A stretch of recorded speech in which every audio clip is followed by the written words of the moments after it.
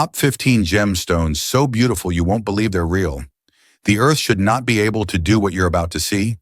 Crystals growing with perfect geometry, salt turning the color of frozen oceans, volcanic glass hiding fire beneath absolute darkness, and minerals shaped like landscapes seen from orbit. But among these impossibilities lies one final stone, a gemstone that stays completely black until a single angle of light unlocks a color science still struggles to name tonight. We begin a guided descent through 15 of the planet's most unreal creations, a journey into forms and colors that challenge everything we think we know about geology, and lead toward a final phenomenon you'll only understand at the very end. Ranked 15th, Scolecite Fans, the geometry of breath. No gemstone should form lines this straight. No mineral should arrange itself into fans so perfectly aligned that every needle points as if following a single invisible command. Yet Scolecite does exactly that. It grows with a discipline that defies volcanic chaos, unfolding into radial wings so precise they resemble engineered architecture rather than crystal growth. Inside hollow basalt cavities, calcium-rich fluids cool just slowly enough for Scolecite to organize itself into impossible symmetry. Each blade forms parallel to the next, each arc expands without distortion, and each cluster builds toward a center so clean it looks carved instead of grown. Under magnified light, the fibers reveal striations spaced like microscopic breath marks, nature measuring itself with the accuracy of a metronome. Scolecite belongs to the zeolite family, minerals known for their ability to trap water within their frameworks. Yet Scolecite alone grows with a grace that feels designed rather than accidental. The fans form when calcium-rich fluids infiltrate hollow pockets left by ancient gas bubbles. As the fluids cool, elongated crystals appear, stacking outward like pages of a stone manuscript under raking light. Each blade reveals parallel striations, microscopic ridges so perfectly spaced they resemble engineered grooves. This is nature at its most precise. Every needle an arrow, every arc an equation, every cluster a map of how order survives within volcanic chaos. In regions of Western India, where many of the world's finest Scolecite fans are found, local communities view these formations not as minerals but as cave feathers, signs that mountains themselves exhaled. The fans, with their quiet radiance, became metaphors for structural harmony. Builders sometimes placed them near foundations or thresholds, believing the pattern invoked balance in the architecture rising above it. The concept was symbolic, not mystical. If nature constructed these perfect forms in silence, human structures should follow the same discipline. Though Scolecite lacks deep ancient ritual roots, its modern symbolic role has grown through monastic traditions across parts of the Himalayas. Monks arranged Scolecite fans in radial circles during meditation sessions. Not for magical effects, but for psychological alignment. The parallel fibers were said to visually guide attention, pulling the mind toward a single focal point. In ceremonial spaces, the fans served as reminders of mental order, of concentration sharpened through stillness. Their aesthetic discipline made them tools for directing thought, the way a compass directs movement today. The appeal of Scolecite lies not in rarity, but in perfection. Only a fraction of specimens display true radial symmetry. Blades unbroken, hearts undisturbed, fibers aligned like spokes of a celestial wheel. The highest value pieces come from the Deccan traps of Maharashtra and Pune, where cavities preserve fans wider than a human hand, each ray catching light as if etched from frost. With increased demand from high-end collectors and interior designers, prices have risen steadily, particularly for specimens that maintain complete, undamaged arcs. In a market saturated with colorful gemstones, Scolecite succeeds through geometry alone. But if Scolecite represents order, lines in harmony, structure and stillness, the next gemstone breaks every rule of symmetry. It doesn't follow discipline, it rebels against it. Color scatters, reflections fracture, and mineral becomes mirage.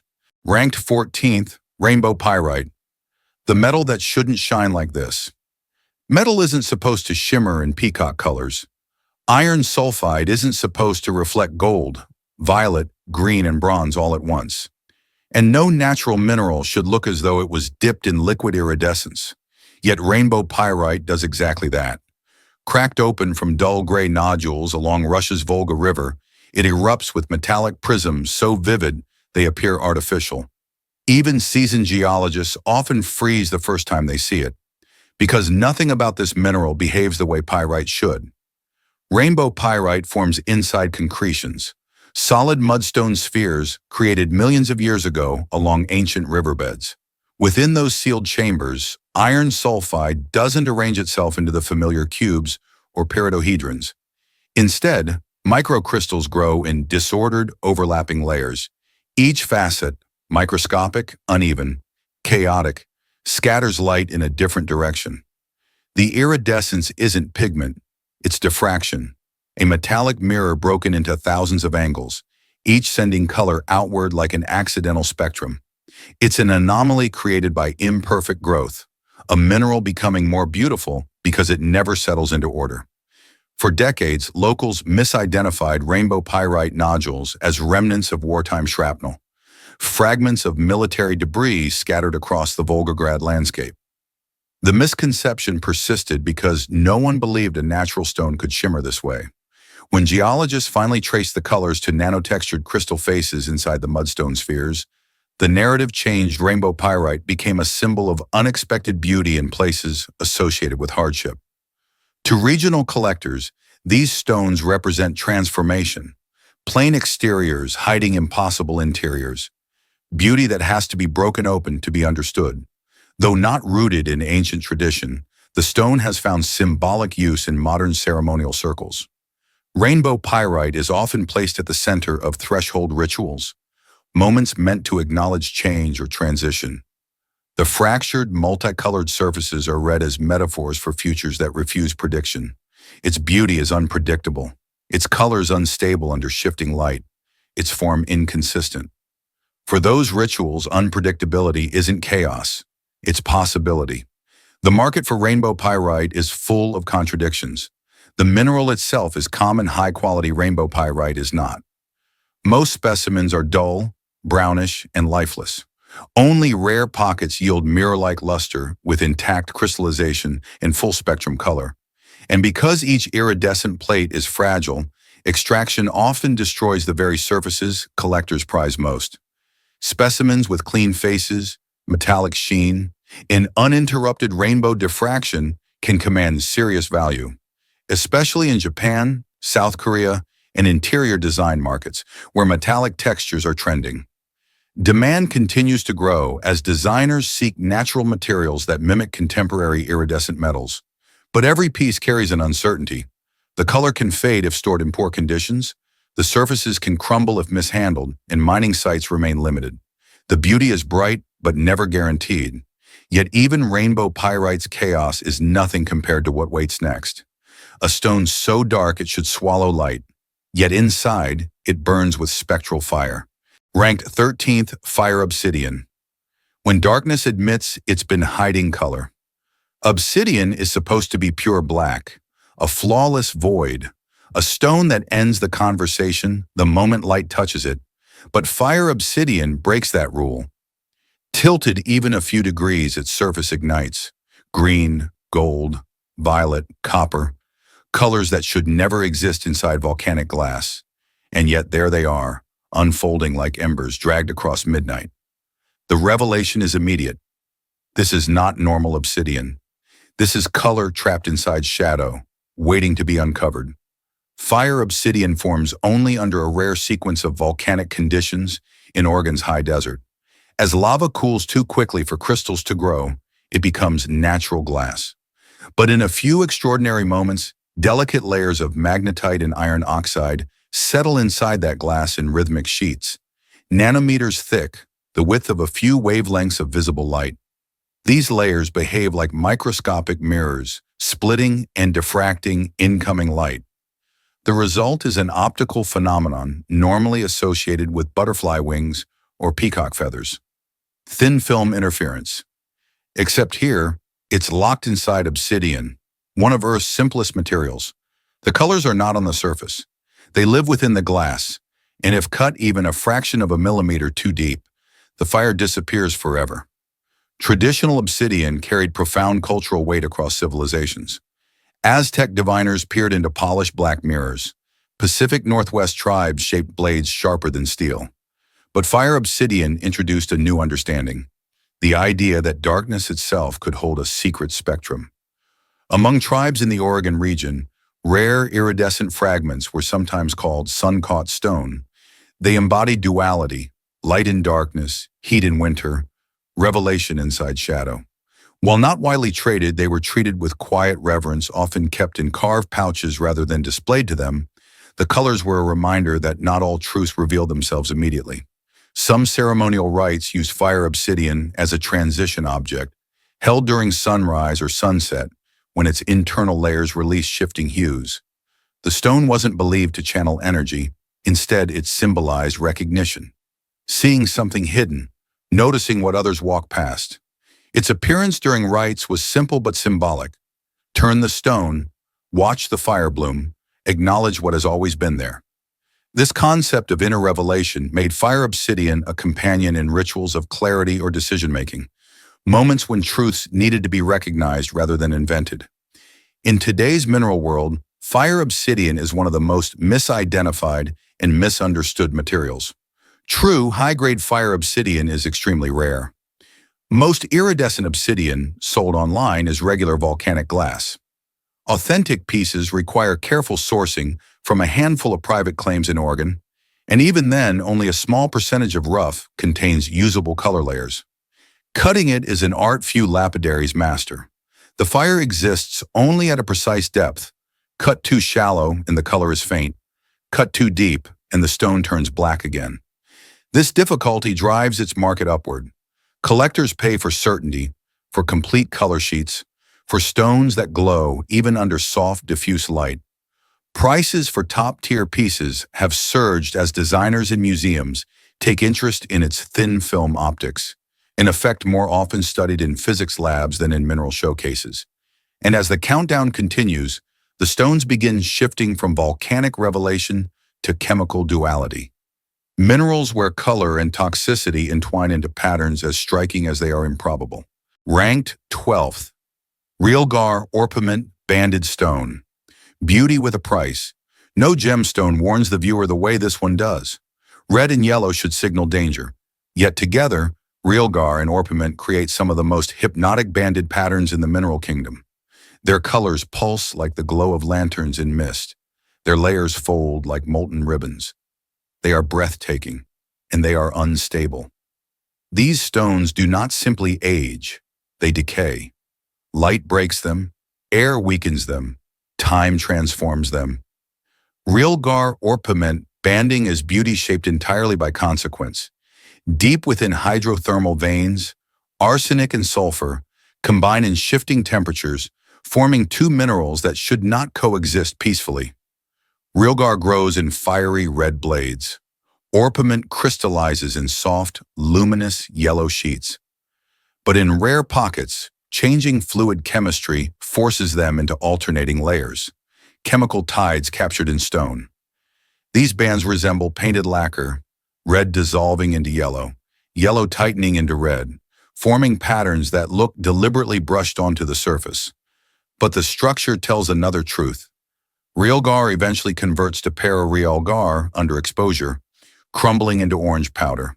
Orpiment releases arsenic sulfide dust as it breaks down. The stone is beautiful because its ingredients are volatile. It is temporary sculpture masquerading as permanence. Ancient Persia regarded Realgar as the blood of the mine, while orpiment was the breath of yellow fire. Artisans valued the pigments but feared the materials. In some manuscripts, scribes recorded instructions for grinding them outdoors, away from living quarters. The colors symbolize power, kingdom banners, ceremonial inks, alchemical diagrams. But the cost of extracting those colors was understood, craft tainted by risk. In China, the pairing red-yellow carried deeper meaning. Realgar was the mineral placed in rice wine during the Dragon Boat Festival. Orpiment was the pigment of imperial decoration. Together, they represented both celebration and danger, an acknowledgement that vibrant colors often come from perilous sources. Realgar carried ritual significance across Asia as a protective material. It was burnt to repel snakes, dissolved in wine during festivals, or placed near thresholds as a symbolic toxin against spiritual threats. But these practices carried literal consequences. Realgar fumes were harmful, the powders toxic, the rituals dangerous. Banded Realgar orpiment, with its layered contrast, amplified the symbolism. The stone became an artifact of duality, protection through risk, beauty through instability. In certain regions, fragments were wrapped in silk to contain the spirit of the mineral, acknowledging that its brilliance was inseparable from its hazard. Modern collectors pursue this stone for the same reason cultures feared it. Its colors are unreal. Deep red sheets alternating with golden waves create patterns no other mineral can replicate. But the market is shaped by one unavoidable truth: Realgar and orpiment degrade. Fine specimens must be stored in darkness. They must remain untouched by heat. They must be kept under stable humidity and sealed environments.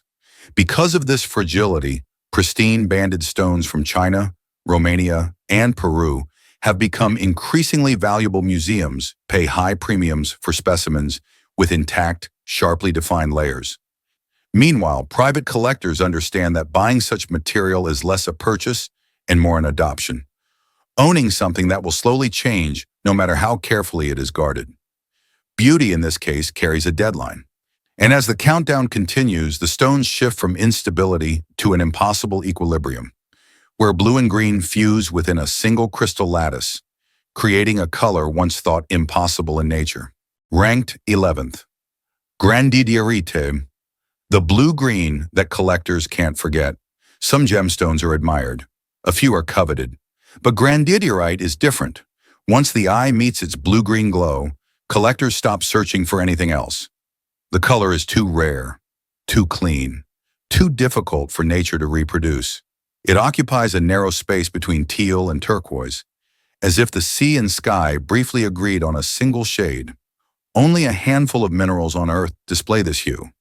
Even fewer exist in gem quality, and almost none approach Grandidierite's clarity. It is a stone that creates obsession. Grandidierite forms deep within metamorphic terrains where boron-rich fluids interact with magnesium and aluminum under crushing heat. The process is tuned so precisely that even a slight chemical deviation produces unwanted minerals: cornerupine, tourmaline, dumortierite. Only under exact conditions does Grandidierite crystallize, building orthorhombic prisms with a pleochroic effect that shifts from deep blue to sea green to near colorless, depending on the angle of light. This phenomenon makes the stone seem alive, constantly changing personality. Gem cutters must orient the crystal perfectly to capture the electric teal that defines high-grade material. A wrong rotation by even 5 degrees, and the prize color becomes muted green. Nature allows almost no room for error. Because gem-quality Grandidierite is a modern discovery, it lacks ancient symbolism, but the region that birthed it, Madagascar, shapes its cultural context. Local miners refer to it as the Sleeping Ocean, a name inspired by its shifting tones. To them, the stone represents something withheld by the land, something only revealed when destiny permits. In villages near the deposits, elders speak of the mineral as the color that escapes, an acknowledgement of how easily it slips into other hues under changing light. The people who live closest to the stone understand its temperament more intimately than any collector. Its role in ritual is not traditional, but contemporary. In certain modern spiritual practices, Grandidierite symbolizes clarity of pursuit, single-minded focus. Practitioners use it as a physical representation of choosing one direction and following it without distraction, mirroring the way gem cutters chase the perfect pleochroic axis.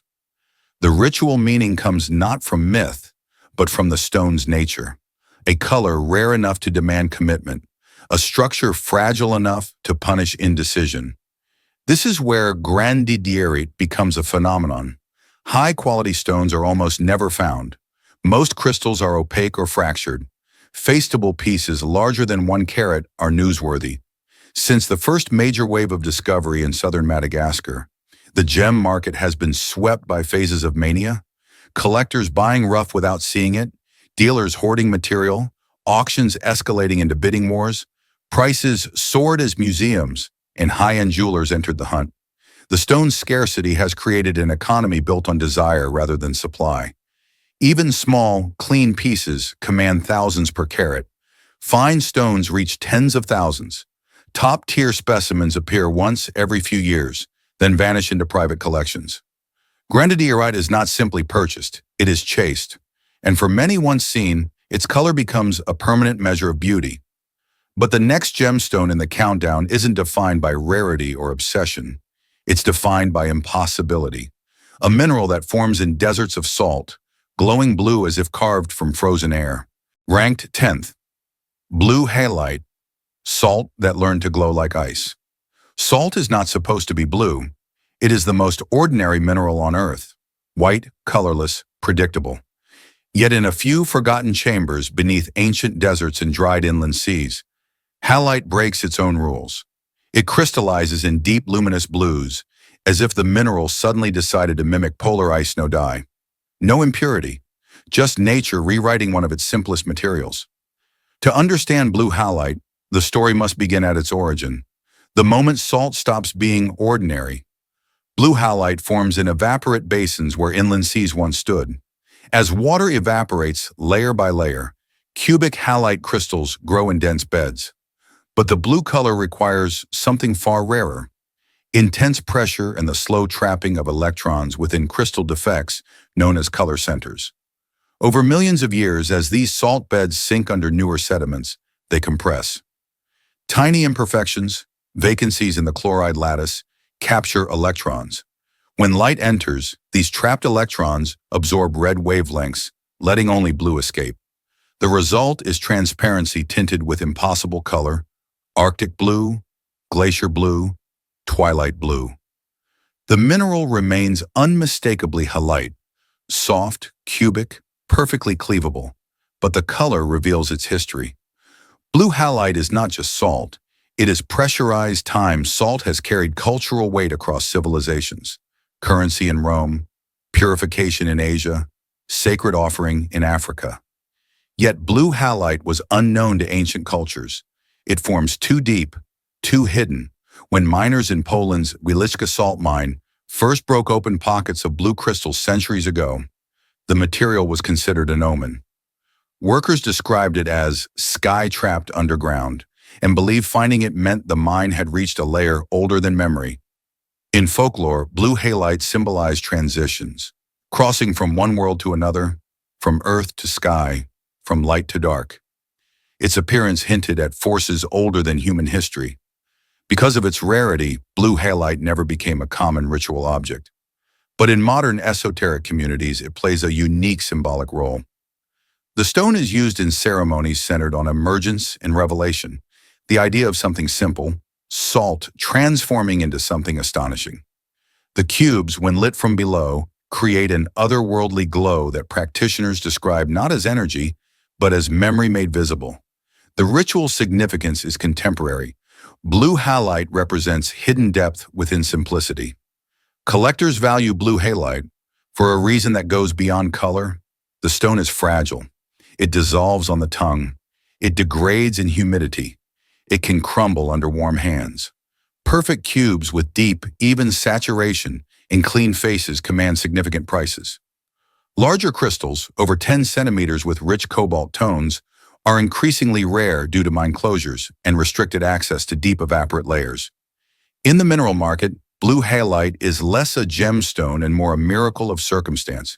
Supply cannot be expanded. When a pocket is emptied, its color will never return. Its beauty is the direct result of time, pressure, and geological coincidence. Conditions too specific to repeat. And as the countdown moves forward, the story shifts from the stillness of ancient salt to a mineral defined by change, one whose blue can turn to black simply by meeting the air. Ranked 9th, Vivianite, the gem that darkens the moment you look at it. A gemstone should reveal its beauty when exposed to light. Vivianite does the opposite. The more light touches it, the darker it becomes. Freshly uncovered, it gleams in piercing teal, an underwater blue so pure it feels digital. Hours later, the edges shift to forest green. days, weeks, months, and the surface turns black, as though the gem is slowly closing its own eyes. No other mineral behaves with such dramatic contradiction. Vivianite is beauty born with an expiration date, color that retreats from the world the moment the world notices it. Vivianite forms in watery, low-oxygen environments. Peat bogs, clay beds, phosphate-rich sediments, even inside fossil shells. Iron, phosphate, and water merge under gentle pressure, building translucent blades that grow like elongated leaves. In darkness, the crystals remain stable. In light, iron 2 inside Vivianite oxidizes to iron 3, altering its electronic structure. The color shifts from blue to green, then green to midnight. This is not surface staining. It is transformation from within. Some specimens preserve dual states at once. Deep blue hearts wrapped in darkened outer shells, a literal record of how long the stone has lived above ground. This duality makes Vivianite one of geology's rarest anomalies. Its beauty is temporary, yet transformative.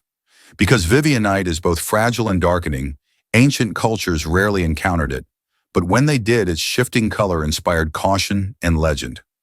In parts of Eastern Europe, miners believed blue Vivianite was the mineral of dawn, while blackened Vivianite was the mineral of dusk, representing beginnings and endings. In South America, where Vivianite sometimes forms inside fossilized shells and bones, it was considered a memory stone, not mystical, but symbolic of the earth reclaiming what once lived. The color change became a metaphor for impermanence, the idea that beauty does not fade out of weakness, but out of inevitability. Modern ceremonial use focuses on the stone's vanishing color. Practitioners treat Vivianite as a reminder of cycles: growth, exposure, transformation. During transitional rituals, a fresh blue crystal is sometimes placed inside a shadowed alcove, not to prevent change, but to acknowledge it.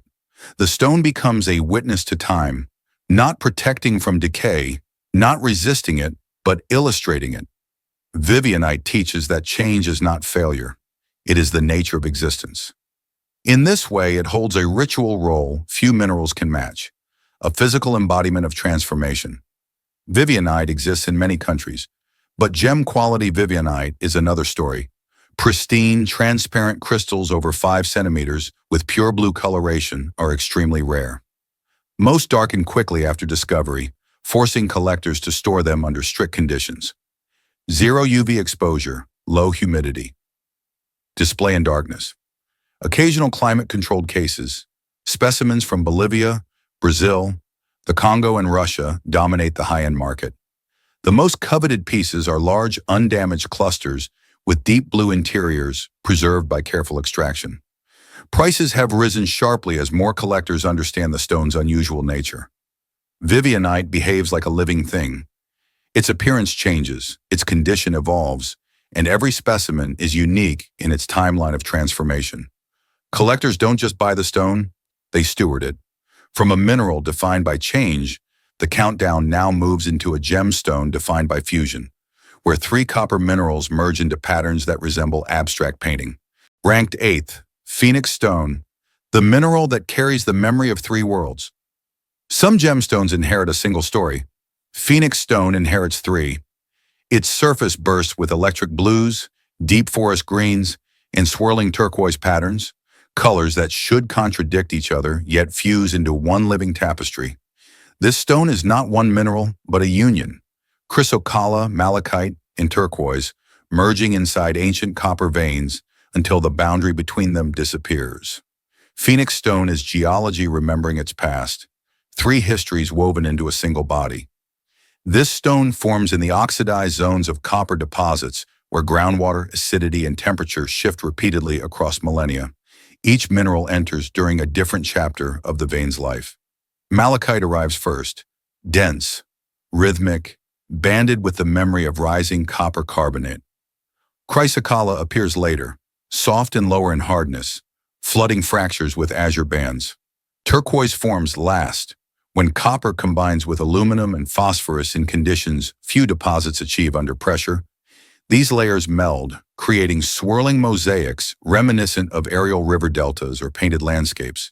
The turquoise tightens the palette, The chrysocolla electrifies the blue, and the malachite binds the structure with geometry. Phoenix stone is not an accident. It is evolution recorded through color. Each piece is a cross-section of time, 3 minerals, 3 eras, 1 inheritance. Because its components have long histories, Phoenix stone carries the weight of ancient symbolism. Malachite was the protective stone of Egypt, carved into amulets and palace pigments. Turquoise anchored the spiritual identity of Persia and the American Southwest. Sky stone, protection stone, stone of sacred horizons. Chrysocolla served as the peace stone in Egyptian lore, connected to negotiation, harmony, and the wisdom of rulers. When these materials merge underground, Phoenix stone becomes a cultural convergence. The guardian green of Africa, the sky blue of Persia, the soothing cyan of the Americas. It represents shared human heritage, civilizations separated by continents but united by copper. In modern spiritual circles, Phoenix stone symbolizes continuity. It is used in rites that honor lineage, ancestral memory, generational knowledge, the persistence of identity. Practitioners describe it not as a stone of power, but of passage. The idea that stories survive through transformation. Because each mineral responds differently to light, the stone's shifting sheen becomes part of the ritual. Greens brighten, blues deepen, turquoise softens.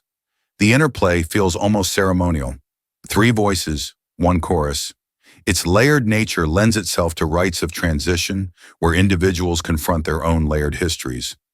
The value of Phoenix stone depends on balance, not color alone, not pattern alone. Collectors seek specimens where all 3 minerals are visually present, yet gracefully blended. Stones dominated by only 1 color are less desirable. Those showing the full tri-mineral mosaic are rare. High-grade examples from Arizona, Mexico, and the Congo display deep saturation with minimal fracture. Polished slabs reveal aerial map patterns prized by interior designers and museums. Demand has grown rapidly as more collectors seek minerals that are not merely beautiful, but storied, stones embodying narrative and geological legacy. Because it is a composite created only by nature's timing, Phoenix stone cannot be manufactured. The market moves with whatever the earth provides, and now the countdown steps into a different kind of color, one so intense, so electrically saturated, that it appears painted rather than mined. Ranked 7th, Veszelyite, blue. So precise, it feels engineered. Color in nature is supposed to vary. It should fade at the edges, deepen in the shadows, shift under different light. But Veszelyite refuses ambiguity. It crystallizes in a shade of electric blue so exact, so mathematically saturated, that it looks manufactured, as if mixed by a digital color calibrator, rather than born inside. Rock collectors often react the same way. There's no way this is natural. Yet it is, and its uncanny precision is what makes it unforgettable. Veszelyite grows only when chemistry behaves with near impossible discipline. In the oxidized zones of copper-rich phosphate deposits, copper, zinc, and phosphate ions collide under a narrow range of temperatures and fluid chemistries. Change the acidity slightly, and the mineral collapses into turquoise. Raise the temperature, and malachite forms instead. Shift the ratios, and the entire system dissolves. But when nature holds this perfect balance, Veszelyite crystallizes into sharp prisms and wedge-shaped blades with edges so crisp they appear cut rather than grown. Its color, pure, electric, high-voltage blue, comes from how the crystal lattice absorbs red and yellow wavelengths with ruthless efficiency. Even under a microscope, the faces are clean, the terminations flawless. This is not chaotic growth. This is geological precision. Because Veszelyite is a modern discovery, it carries no ancient mythology. But contemporary mining communities have already given it cultural meaning. In Montana, where some of the world's finest specimens emerge from copper deposits, miners call it the impossible blue. It represents the rare moment when nature produces perfection, not through abundance, but through exactness. In Chinese mineral circles, collectors refer to it as the Earth's blue ink, comparing it to the precise pigments once used by imperial scribes. That parallel fits. Veszelyite feels drafted, not grown, an exact line drawn in crystal. Across cultures, one theme remains constant. This stone is the face of natural precision. Veszelyite's role in modern metaphysical practice mirrors its geometry. It is not used for energy or intuition, but for alignment. Practitioners place the stone at the center of meditation layouts as a visual anchor, an object that demands focus and rewards stillness. Its uniform color provides emotional stability. Its sharp form symbolizes clarity of thought, disciplined direction, intentional movement. In ritual spaces, Veszelyite becomes a calibration tool, not a source of power, but a point of precision. This mineral is not just rare, it is rarely allowed to exist. Specimens must be protected from UV light, which can dull the blue. Crystals with intact faces, vibrant saturation, and multi-crystal clusters can rival the price of fine gemstones.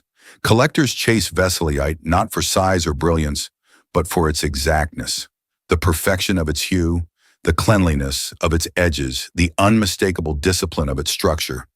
In the high-end mineral world, Veszelyite has become the standard of what precision looks like when nature decides to be exact. From here, the countdown shifts. We leave behind the electric precision of Veszelyite and move into a gemstone built not from accuracy, but from memory, rings of pink and red stacked like geological echoes. Ranked 6th, Rhodochrosite, pink geometry written in stone. Pink is not supposed to be this exact. Color is not meant to form rings this perfect, yet Colorado Rhodochrosite, especially the legendary Alma King style, defies that expectation. It grows in concentric bands so clean, so mathematically spaced, that each slice looks like a geological diagram rendered by hand. From the first glance, the stone feels engineered. Every line is deliberate, every curve measured. Rhodochrosite is not merely beautiful, it is precision made visible. This gemstone begins its life inside narrow, oxygen-poor veins deep within the Sweet Home mine of Colorado. There, manganese-rich fluids seep into fractures, slowly crystallizing into rhombohedral forms. But when conditions shift, pressure fluctuates and water chemistry changes, the mineral begins to grow in rhythmic pulses. Each pulse deposits a new layer, creating rings of pink, red, and translucent rose. The result is a structure that reads like a geological heartbeat, perfectly spaced bands that ripple outward with astonishing accuracy. Most rhodochrosite in the world forms as crumbly, opaque masses, but Colorado's environment allowed something else: ultra-clean fluid chemistry, stable temperatures, minimal contamination, sealed cavities that preserved clarity. These conditions created the world's finest transparent crystals and its most flawless banded slices, geological precision encoded in pink. Across several cultures, pink minerals traditionally represented affection, harmony, and emotional renewal. But rhodochrosite's meaning runs deeper in South America, where massive deposits form inside ancient silver mines. In Argentina, polished stalactites of rhodochrosite were called Inca rose, believed to be the solidified blood of fallen royalty. Legends claim the stone formed where the hearts of loved ones continued to beat beneath the earth. In Colorado, miners eventually came to see the banded slices as the fingerprints of mountains, unique, unrepeatable. The precision of each ring suggested memory, layers marking the history of the vein, chapter by chapter. Modern ritual use focuses on the stone's layered nature. Rhodochrosite is used in practices centered on life cycles, emotional structure, and inner architecture. Practitioners often trace the rings with their fingers, treating each band as a stage, a lesson, a moment preserved. It is not a stone of chaos or spontaneity, it is a stone of pattern.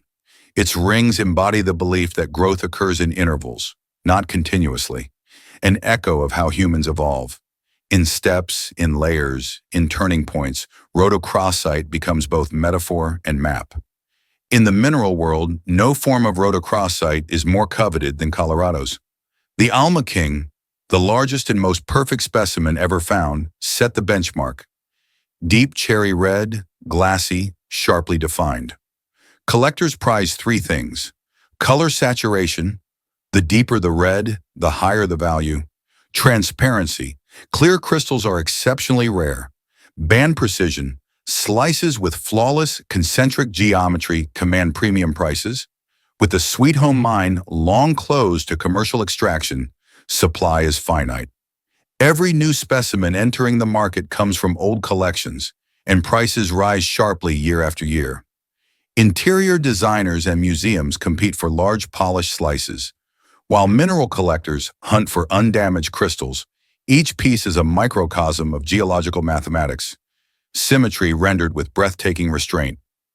Rhodochrosite is beauty built on rhythm, structure, and time. Leaving the perfect pink rings of rhodochrosite, the countdown now enters the realm of impossible surfaces, where metal and color collide, and quartz itself becomes a canvas for iridescent fire. Ranked fifth, titanium aura quartz. When quartz learns to wear fire, quartz is supposed to be ordinary, clear, quiet, predictable, the mineral world's blank page. But titanium aura quartz refuses that identity. It erupts in neon blues, metallic violets, electric golds, colors so intense they look digital, as if painted onto the surface by a machine. Yet every shade, every sheen, every iridescent ripple follows the laws of physics, not artifice. This is the gemstone that makes experts pause, not because it is synthetic, but because its creation blurs the boundary between what nature allows and what humans uncover. At the core of every titanium aura specimen is a natural quartz, crystallized silicon dioxide formed deep within ancient hydrothermal veins. The quartz itself is common. What happens next is not. Under controlled high-temperature vacuum chambers, vaporized titanium and other metallic oxides bond to the crystal's surface, atom by atom. This process, called physical vapor deposition, creates ultra-thin films only a few hundred nanometers thick. These microscopic layers bend and split light through thin film interference. The same physics that colors butterfly wings and peacock feathers produces titanium aura's impossible palette. The science is precise.